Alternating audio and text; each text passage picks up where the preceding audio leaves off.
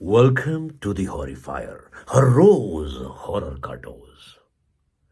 विक्रम की बारात विक्रम और उसकी नई नवेली दुल्हन स्वाति को लेकर जलपाईगुड़ी से ट्रेन में बरेली लौट रहे थे।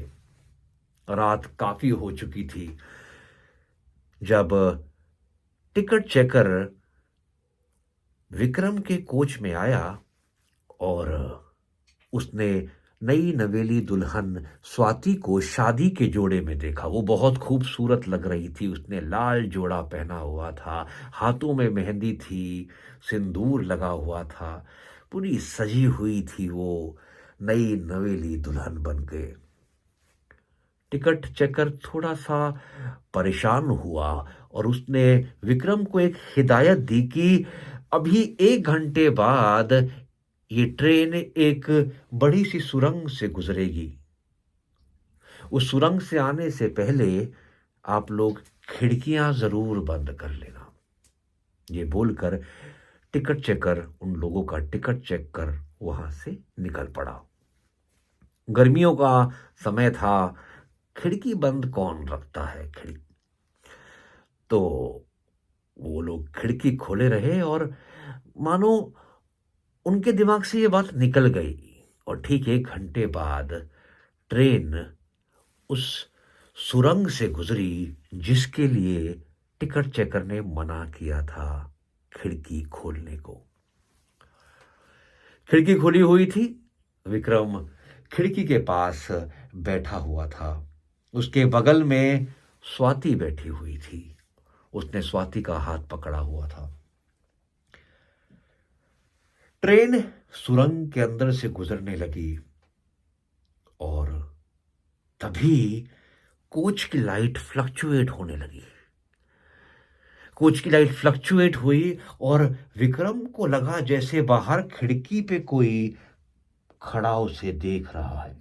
विक्रम ने जैसे ही अपनी गर्दन हिलाई उसने देखा कि खिड़की पे एक औरत जिसके बाल खुले हुए हैं, चेहरा नीला पड़ा हुआ है, पूरे चेहरे पर चोट के दाग है, आंखें लाल है और काले रंग के आंसू बह रहे हैं उसके चेहरे से। वो उसे देखकर मुस्कुरा रही है। विक्रम एकदम डर गया। वो चिल्लाया। इतने में वो ट्रेन उस सुरंग को पार कर चुकी थी। लाइट दोबारा वापस आ चुकी थी, मगर बगल में बैठी हुई स्वाति अब गायब थी।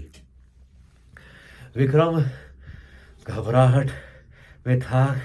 वो घबराया हुआ था कि जो उसने देखा वो लोगों को कैसे बता पाता है, और इससे पहले कि वो बता पाता वो हैरान था कि यहां बैठी हुई, बगल में बैठी हुई स्वाति कहाँ चली गई। इतने में दोबारा से विक्रम को वो चीख सुनाई दी। ये चीख कोच के बाहर से आ रही थी। विक्रम कोच के से निकला और उसने देखा कि उनके कोच के बाहर दरवाजे पर स्वाति झूल रही है। उसके बाल खुले हुए हैं और वो हंस रही है। स्वाति ने अपने हाथ छोड़े ही थे और वो गिरने ही वाली थी कि विक्रम एंड वक्त पर पहुंचा और उसका हाथ अंदर खींच लिया। स्वाति अब स्वाति नहीं थी। उसकी आंखें भी लाल थी और वही काले रंग के आंसू उसकी आंखों से बह रहे थे। इतने में 2-3 लोग और आए और उन्होंने स्वाति को पकड़ा। स्वाति के अंदर मानो कहां से इतनी शक्ति आ गई थी। छोड़ो मुझे, मुझे कूदना है, छोड़ो मुझे, छोड़ो, लेकर जाऊंगी इसे। विक्रम के साथ उसकी शादी में एक पंडित जी भी आए थे। उन्होंने ये देखकर जल्दी से अपने उस बैग से गंगा जल की एक बोतल निकाली और वो फिर स्वाति पर छिड़कने लगे। जैसी जैसी वो पानी, गंगा जल स्वाति पर पड़ता, स्वाति चीख उठती और कुछ ही देर में स्वाति बेहोश हो गई।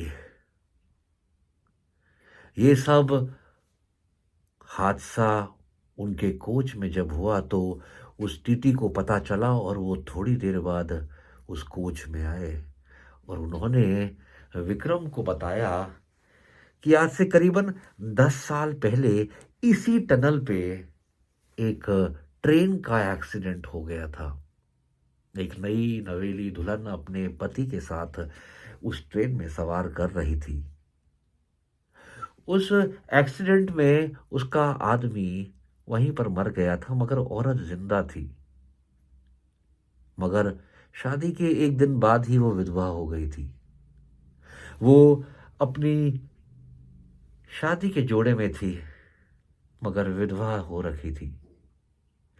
वो ट्रेन के ट्रैक में चिल्ला रही थी, रो रही थी और फिर रात गुजरने के बाद जब लोग का वहां पर आना हुआ तब तक उस औरत ने अपना सर ट्रेन ट्रैक में मार मार के वो खुद मर चुकी थी। इतने साल हो गए इस हादसे को, लेकिन आज भी वो सुरंग भूतों की सुरंग कही जाती है क्योंकि उस औरत के साथ और भी कई लोग उस ट्रेन ट्रैक टनल के आसपास दिखाई देते हैं। जब कभी कोई नया जोड़ा रात के समय ट्रेन में सवार होके इस सुरंग से गुजरता है तो उस आत्मा की नजर हर बार दुल्हन पे, सजी हुई दुल्हन पर जरूर पड़ती है और अपनी तरह वो भी उसे मार डालना चाहती है। इस हादसे के बाद स्वाति को बहुत तेज बुखार आया मगर वो फिर जल्दी से रिकवर हो गई। मगर ये बात सोच के अब भी विक्रम और स्वाति सहम जाते हैं कि किस तरह उस रात उन्हें वो औरत दिखी थी जो दरवाजे पे लटकी हुई थी और उसके बाद स्वाति के अंदर आकर उसे मार डालना चाहती थी। अगर आपको ये कहानी जरा भी पसंद आई हो तो please please please subscribe, like और कमेंट जरूर कीजिएगा। इससे हौसला बढ़ता है। Thank you.